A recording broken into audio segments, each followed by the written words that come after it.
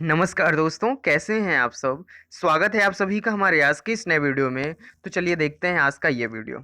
तो आज का जो वीडियो है वो है बीए एंट्रेंस एग्ज़ाम पर, ठीक है? तो फिर चाहे आप बनारस हिंदू विश्वविद्यालय के लिए अप्लाई किए हों या फिर इलाहाबाद विश्वविद्यालय के लिए, ठीक है? तो चलिए उसका पैटर्न देखते हैं पहले। टाइम 2 आवर्स का है, मैक्सिमम मार्क्स 300 है। क्वेश्चन पेपर को 4 सेक्शंस में डिवाइड किया जाता है। टोटल क्वेश्चन कितने होते हैं? 150, 150 क्वेश्चन होते हैं and every question carry 2 marks. यहाँ पर आपको नेगेटिव मार्किंग नहीं मिलेगी, ठीक है? इसका मतलब है आपको सारे क्वेश्चन को अच्छे से अटेम्प्ट करके आना है। टाइम मैनेजमेंट का विशेष ध्यान देना है, क्वेश्चन को छोड़ना नहीं है, क्योंकि नेगेटिव मार्किंग है नहीं, ठीक है? गलत भी करेंगे तो कोई इफेक्ट नहीं पड़ेगा आपके रिजल्ट पे। जबकि बनारस हिंदू विश्वविद्यालय में आपके पास नेगेटिव मार्किंग है, वहाँ पर आपको गलत करके नहीं आना है, रिस्क नहीं लेना है, वरना कट ऑफ में और नीचे चले आएंगे। तो पहला सेक्शन जो होता है आपका लैंग्वेज सेक्शन होता है, लैंग्वेज और लिटरेचर, जिसमें आपको हिंदी या इंग्लिश के एक सेक्शन करने होते हैं। चाहे फिर आप 25 क्वेश्चन इंग्लिश के करिए या फिर हिंदी के करिए, ठीक है? 50 मार्क्स के। General awareness, general mental ability, test subject, इन सब पर मैंने वीडियो बना दिया है। इन सब के प्रैक्टिस सेट आपको इंस्टाग्राम पर मिल जाएंगे, जिसका लिंक जो होगा डिस्क्रिप्शन बॉक्स में होगा, ठीक है? और वीडियोज़ तो आपको प्लेलिस्ट में मिलेंगे, जाइए देखिए।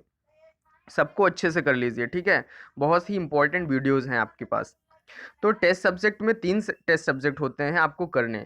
जैसे 7 सब्जेक्ट होता है, जिसमें से एंट्रेंस एग्जाम टाइम में सिर्फ और सिर्फ 3 करने होंगे, ठीक है? जैसे जियोग्राफी, सिविक्स, पॉलिटी और लॉजिक, संस्कृत। तो ये कुल मिला के आपके पास 7 सब्जेक्ट होते हैं, जिसमें से सिर्फ और सिर्फ 3 करना होता है। ये आपको एग्जाम टाइम जब आपके सामने पेपर होगा तभी सेलेक्ट करना है। बहुत सारे डाउट्स होते हैं इसको लेकर कि कब मैंने तो सेलेक्ट नहीं किया पेपर में, एडमिशन फॉर्म में कैसे क्या पता चलेगा? तो आपको सब एंट्रेंस एग्जाम टाइम जब पेपर मिलेगा तभी पता चलेगा, ठीक है? तो आज हम बात करेंगे, इंस्टाग्राम पर आप फॉलो कर सकते हैं, ठीक है? प्रैक्टिस सेट्स वगैरह के लिए, अपडेट्स के लिए।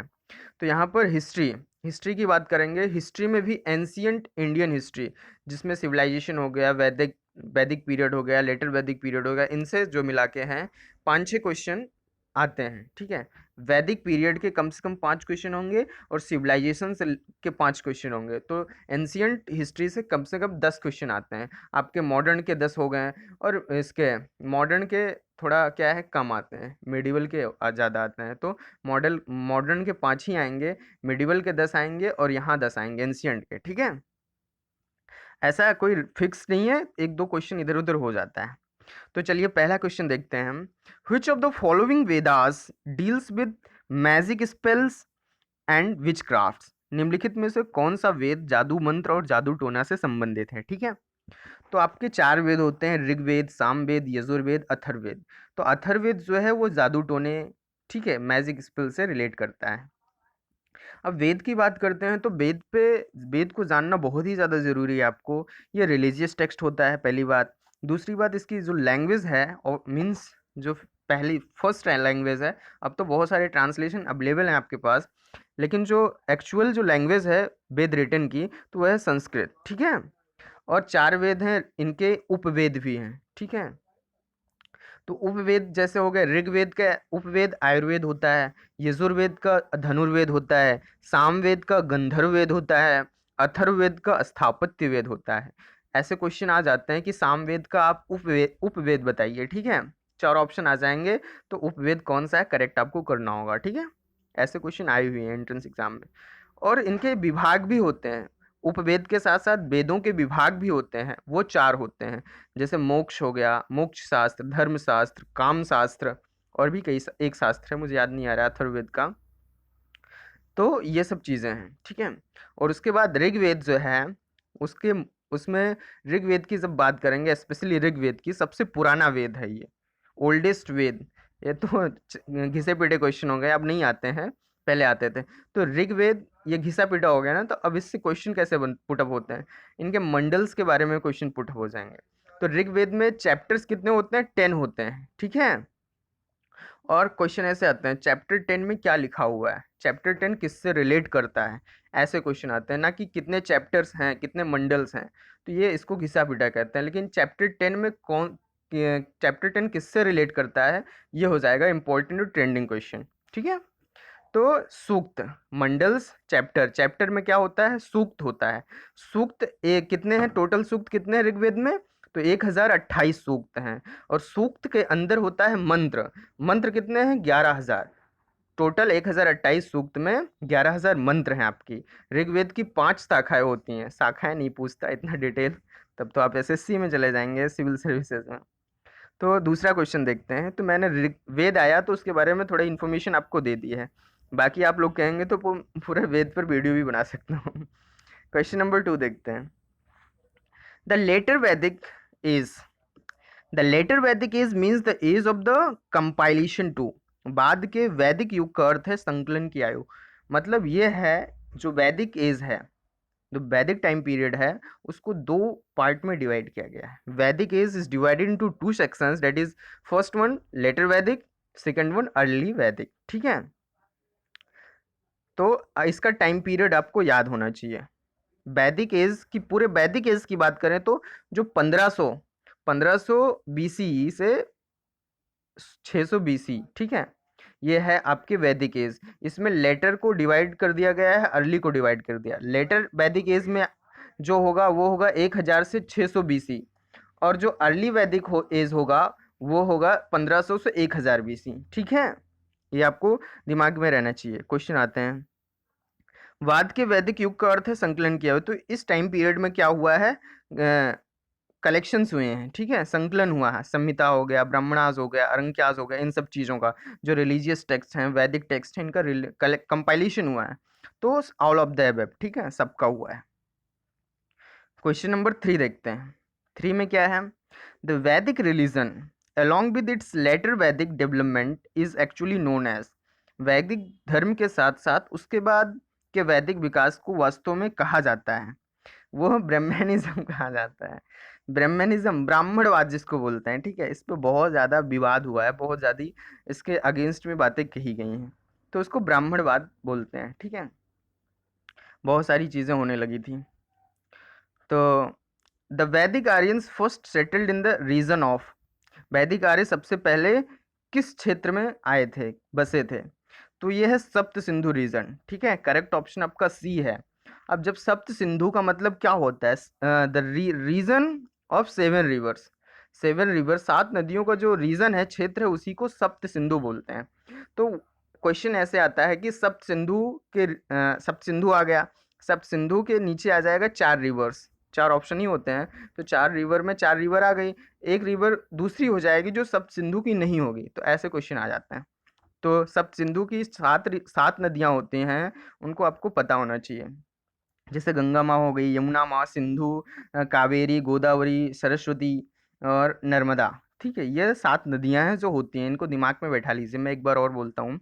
गंगा, यमुना, सिंधु, कावेरी, गोदावरी, सरस्वती, नर्मदा। ठीक है, ये जो आपका अखंड भारत, ठीक है, चाणक्य का सपना नहीं था अखंड भारत का, तो वही वही ये है। मीन्स इन 7 नदियां उसी अखंड भारत को कवर करती हैं। ठीक है, अनडिवाइडेड इंडिया जिसको बोलते हैं। क्वेश्चन नंबर 5 देखते हैं। Which of the following contains the famous Gayatri मंत्र? गायत्री मंत्र, ये क्वेश्चन बहुत ही पुराना क्वेश्चन है, ठीक है, लेकिन फिर भी मैंने मेंशन किया है क्योंकि बहुत सारी चीज़ें आपको गायत्री मंत्र से रिलेटेड बतानी थी जो पूछी जा सकती हैं। निम्नलिखित में से किसमें प्रसिद्ध गायत्री मंत्र हैं? तो 4 ऑप्शन है, ऋग्वेद, सामवेद, कठोपनिषद, अत्रिय, ब्राह्मण। तो यहाँ पर करेक्ट ऑप्शन आपका ए है, ऋग्वेद। गायत्री मंत्र जो है उसको आल्सो नोन एज सावित्री मंत्र। ठीक है, सावित्री मंत्र क्यों कहते हैं? क्योंकि इसका जो डेडिकेट हुआ है गायत्री मंत्र, वो किसको डेडिकेट हुआ है? सन डिएटी को। ठीक है, सूर्य देवता को ये समर्पित है, इसके देवता ही सूर्य हैं। एक्चुअली जो वैदिक मंत्राज हैं, वैदिक मंत्र जितने भी होते हैं उनका एक देवता होता है, ठीक है, एक गॉड होता है। एवरी मंत्र जैसे ओम नमः शिवाय, तो इसके देवता कौन है? शिव जी हैं। ठीक है, तो वैसे ही हर एक मंत्र का देवता होता है। गायत्री मंत्र का जो देवता है वह है सूर्य भगवान। ठीक है, तो ये चीज़ हो गई। ऐसे क्वेश्चन आ सकते हैं इसके देवता के बारे में बताने के लिए। किसने इसको कंपाइल किया है, बनाया किसने, रचा किसने है गायत्री मंत्र को? तो ऋषि विश्वामित्र जी ने रचा है। ठीक है, और इस मंत्र में 24 अक्षर होते हैं गायत्री मंत्र में। किसी को आता हो तो कमेंट सेक्शन में लिखें। 24 मंत्र होते हैं। ओके, और जो ये है, जैसे पूछा जाता है ना, जैसे देवता के बारे में पूछा गया कि सरस्वती गायत्री मंत्र का देवता है, तो यहाँ पे आपको ऑप्शन में सूर्य नहीं मिलेगा, वहां पर सविता मिलेगा। सविता क्या है? रिप्रेजेंटेटिव ऑफ गॉड सन, ठीक है, उसका प्रतिनिधि है, सूर्य का प्रतिनिधि सविता है, ठीक है। तो ये आएगा, इस सविता वर्ड जो है इसको ध्यान रखना, ठीक है। तो नेक्स्ट क्वेश्चन देखते हैं, question number 6। The famous Gayatri मंत्र इज एड्रेस टू, प्रसिद्ध गायत्री मंत्र को आ गया ना, question number option D correct है, सविता। तो यहाँ सूर्य नहीं आया क्योंकि सूर्य का रिप्रेजेंटेटिव सविता है, सूर्य भी आ जाएगा तो सूर्य को आपको करेक्ट करना है। Question number 7। Two highest gods in the Vedic religion were, वैदिक धर्म के दो सर्वोच्च देवता थे, ठीक है, कौन कौन से थे यह आपको कमेंट सेक्शन में बताना है, ठीक है, इसीलिए मैंने गैप कर दिया इसको। क्वेश्चन नंबर 8 देखते हैं। डिवीजन ऑफ द वैदिक society into 4 classes is clearly mentioned in the, वैदिक समाज का 4 वर्गों में विभाजन स्पष्ट रूप से वर्णित है, किस में वर्णित है? पुरुष सूक्त ऑफ ऋग्वेदा। तो Purusha Sukta, cosmic, being a cosmic human, इसमें क्या है, बहुत ही पुरुष सूक्त जब आप पढ़ेंगे ऋग्वेद का, किसी जो इंटरेस्टिंग पर्सन हो, स्टूडेंट हो, वो पढ़ सकता है पुरुष सूक्त, बहुत ही इंटरेस्टिंग चीज इसमें है। बी इसका करेक्ट ऑप्शन है, ठीक है, पुरुष सूक्त क्वेश्चन का। Next question, question number 9। This Vedic god was a breaker of the forts and also a war god, यह वैदिक ईश्वर किलों को तोड़ने वाला और युद्ध देवता भी कहा जाता था, वो उसका नाम क्या है? इंद्र भगवान है अपने, ठीक है, करेक्ट ऑप्शन आपका ए है। Question number 10। The Harappan or Indus valley civilisation flourish during the dash dash age, Harappa या सिंधु घाटी सभ्यता किस उम्र के दौरान फली फूली है? तो ये आपके करेक्ट ऑप्शन डी है, चालकोलिथिक, ठीक है, D is the correct option, Chalcolithic. अब चालकोलिथिक की बात करें तो इसको कॉपर एज भी कहते हैं, स्टोन एज भी कहते हैं। चालको वर्ड को समझिए, जो ग्रीक वर्ड है chalco, chalco means copper, lithic means stone, तो ये कॉपर और स्टोन दोनों एज है बोलते हैं। अगर मान लो आ गया कि विच इज, 4 ऑप्शन आ गए, copper is known as megalithic, paleolithic, neolithic, chalcolithic, तो चालकोलिथिक है, स्टोन एज भी चालकोलिथिक एज को बोलते हैं, ठीक है। तो चालकोलिथिक का टाइम पीरियड क्या होता है? 3500 से 2300 बीसी, बिफोर करेंट ईरा। तो ये है टाइम पीरियड चालकोलिथिक का, ठीक है। Move to the next question, थक गया भाई। The first metal to be extensively used by the people in India was, Bharat में लोगों द्वारा बड़े पैमाने पर इस्तेमाल की जाने वाली पहली धातु थी, कौन सी थी? तो वो आपकी हमारी कॉपर थी, ठीक है। Move to the next question, question number 12। The Kushan rule was brought to an end by, Kushan शासन को अंत तक लाया गया, किसके द्वारा लाया गया? तो वो द हिंदू शाही डायनेस्टी के द्वारा लाया गया है। कुषाण एम्पायर आया है, तो इसके बारे में क्या है कि मुझे ज़्यादा जानकारी नहीं है, वैसे इसका क्या है कि एम्परर कनिष्का जो होता है कुषाण एम्पायर का, बहुत ही पॉपुलर एम्परर है, तो कनिष्क के बारे में आप लोग अच्छे से पढ़ लेंगे, ठीक है। बुद्धिस्ट था ये, बहुत बड़ा बुद्धिस्ट था, तो इसका टाइम पीरियड 127 से 151 CE था, ठीक है। इसके बारे में अच्छे से पढ़ लेंगे, अगर कुषाण एम्पायर में थोड़ा पढ़ना है तो कनिष्का के बारे में, ओके, ज़्यादा डीपली मत जाइएगा, कनिष्का के बारे में सिर्फ पढ़ लीजिएगा। कुषाण का टाइम पीरियड 30 से 375 CE होता है, ओके। क्वेश्चन नंबर 13 देखते हैं। Ashoka has been particularly influenced by the Buddhist monk, Ashoka जो है इसके बारे में थोड़ा डीपली आपको पढ़ना चाहिए, क्योंकि हमेशा हर क्वेश्चन पेपर में अशोक से रिलेट करके कम से कम 2 क्वेश्चन जरूर आते हैं, ठीक है। एक अशोका से जैसे इसके रॉक एडिक्ट्स पे आ जाता है एक क्वेश्चन, और कलिंगा वार पे आ जाता है, या फिर अशोक के उस पे बायोग्राफी पे आ जाएगा, ठीक है। तो कम से कम 2 क्वेश्चन आते हैं अशोक से, एक इम्पॉर्टेंट क्वेश्चन तो आता ही है रॉक एडिक्ट से, ठीक है। अशोक की जितने भी रॉक एडिक्ट्स हैं, ठीक है, चट्टानों पे जो लिखाई हुई है, इसने लिखा है, उसके बारे में आता है। अशोक स्तंभ जिसको कहते हैं, ठीक है, उसको अच्छे से आप पढ़ लेना। अशोक को बौद्ध भिक्षु ने विशेष रूप से प्रभावित किया था, कौन सा भिक्षु था वो बी था, उपगुप्त था, ठीक है।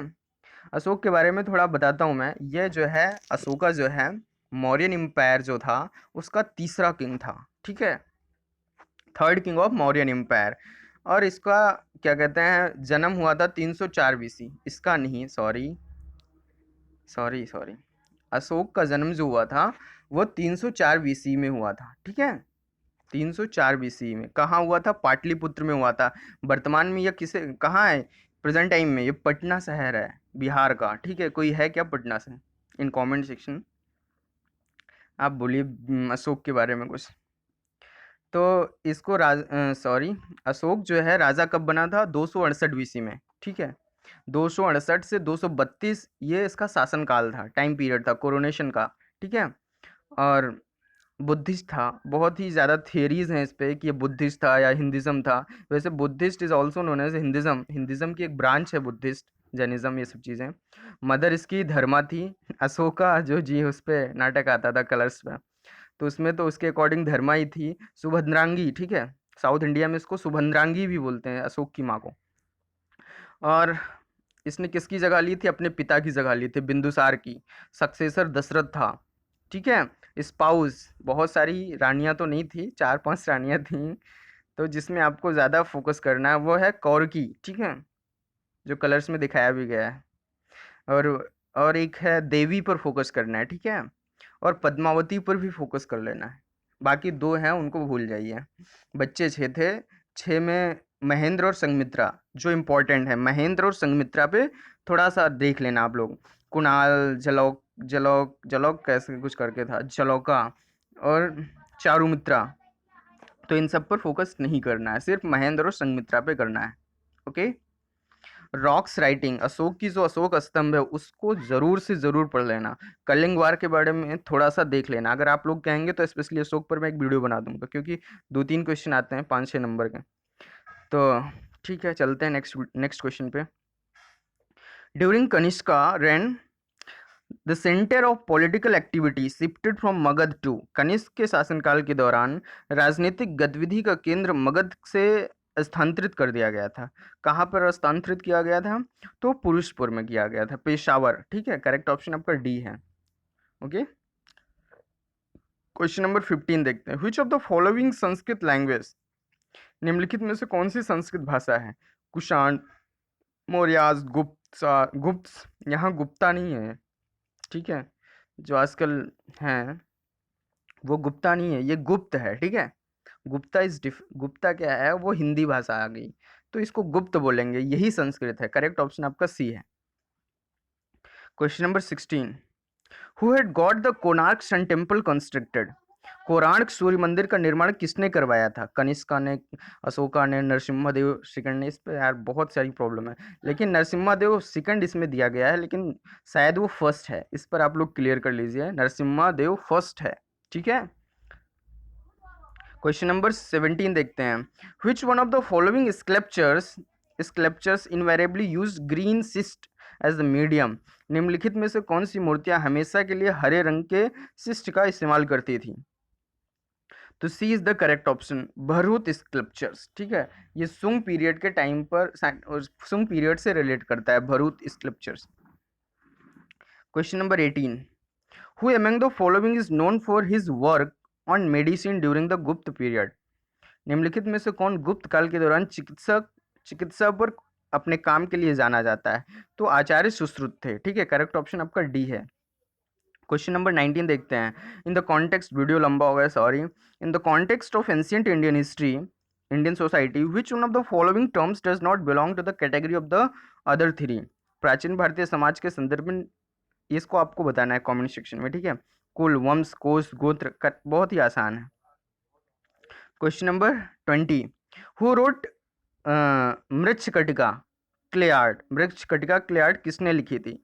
तो ये शूद्रक ने लिखी थी। करेक्ट ऑप्शन आपका सी है। Next question, question number 21, after the partition of India the largest number of Harappan towns and settlements have been found in, Bharat के विभाजन के बाद हड़प्पा कस्बों और बस्तियों की सबसे बड़ी संख्या कहाँ पाई गई? वो है गुजरात में पाई गई, सी, ठीक है। Move to the next question. Question number 22. The Indus Valley civilization can be said to belong to the, Sindhu घाटी की सभ्यता को किससे संबंधित कहा जा सकता है? Paleolithic age, primitive age, neolithic age, तो ब्रॉन्ज एज। तो करेक्ट ऑप्शन आपका क्या है? D, bronze age. ठीक है। क्वेश्चन नंबर, यहाँ पर मैं आपको थोड़ा बता देता हूँ इंडस वैली सिविलाइजेशन के बारे में। वैसे सबको पता होगा, थोड़ी बहुत इन्फॉर्मेशन में रिवाइज कर देता हूँ, कह सकते हो आप। टाइम पीरियड क्या है? कमेंट सेक्शन में बताइए। छोड़िए, लाइव थोड़ी है। तो 3300 से 1300 बीसी है। ठीक है, 3300 से 1300 बीसी है। हड़प्पन सिविलाइजेशन भी इसको बोलते हैं। ठीक है। आर डी बनर्जी, जब आप इंडस वैली सिविलाइजेशन पढ़ते हैं तो आर डी बनर्जी के बारे में पढ़ना बहुत ही ज़्यादा ज़रूरी है। इन्होंने मोहनजोदड़ो को डिस्कवर्ड किया था। कब किया था? 1922 में किया था। ठीक है। मोहनजोदड़ो को क्या बोलते हैं? द माउंट ऑफ द डेड्स, मृतकों का टीला भी बोला जाता है मोहनजोदड़ो को। ठीक है। जो इंपॉर्टेंट चीज़ें हैं, इंडस स्क्रिप्ट ऑन सील्स पर इसमें हमको इंडस स्क्रिप्ट मिली है। टाउन प्लानिंग यहाँ देखने को मिली है। फोर्टिफाइड सीटाडेल मिले हैं। फील्ड्स मेड पॉटरी मिली है। स्टैंडर्ड वेट्स एंड मेजरमेंट मिले हैं। बहुत सारी चीज़ें हैं। वाटर रिजर्वोयर्स, ठीक है, बेल, किचन भी मिले हैं हमको यहाँ पे। तो बहुत सारी चीज़ें मिली हैं, आपको जानना ज़रूरी है। एक क्वेश्चन आएगा सिविलाइजेशन से। ठीक है। क्वेश्चन नंबर 23 देखते हैं इंडस वैली से। क्वेश्चन नंबर 23 देखते हैं। Who among the following used to hold a religious assembly at Prayag every 5 years? निम्नलिखित में से कौन प्रयाग में हर 5 साल में एक धार्मिक सभा करता था? तो ये पुराना क्वेश्चन है वैसे। हर्षवर्धन। करेक्ट ऑप्शन बी है। या ध्यान दे लो, इसको पूछने का तरीका बदल सकते हैं, लेकिन क्वेश्चन पुराना है, आया हुआ क्वेश्चन है। Question number 24। Gautam Buddha, Gautam Buddha as a prince was known as, घिसा पिटा क्वेश्चन। सिद्धार्थ। करेक्ट ऑप्शन क्या है? B, son of, Siddhartha was the son of Shuddhodana. Class 12 में पढ़ी होगी आपने। Question number 24। द जटाकास, जो उसमें यू स्टेट बोर्ड की स्टूडेंट है। The Jatakas are a collection of stories, जातक कहानियों का संग्रह है। तो यह है pertaining to several different earlier births of the Buddha. ठीक है, करेक्ट ऑप्शन डी है। बुद्ध के पुराने मीन्स अगले जन्म की कहानियों का वर्णन है इसमें। ये क्वेश्चन इंपॉर्टेंट है आपका। Architectural development in India manifested themselves in their glory, full glory during. ये architectural development in India, ancient India की बात चल रही है। ठीक है। जैसे मेडिवल इंडिया में आ गए थे मुगल्स, वैसे एंशियंट इंडिया की बात है। तो ये गुप्ता, करेक्ट ऑप्शन क्या होगा? गुप्तास। ठीक है। तो ये था आज का वीडियो। कैसा लगा कमेंट सेक्शन में ज़रूर बताइए। पसंद आया हो तो लाइक कर दीजिए, इस अपने साथ वालों को शेयर भी कर सकते हैं। चैनल को सब्सक्राइब नहीं किया तो कर लीजिए। मिलते हैं नेक्स्ट वीडियो में। ख्याल रखिए। कोई डाउट हो तो कमेंट सेक्शन में ज़रूर पूछिए। ठीक है। और किस टॉपिक का वीडियो चाहिए ये कमेंट सेक्शन में आप बता सकते हैं। ख्याल रखिए, पढ़ते रहिए। ठीक है।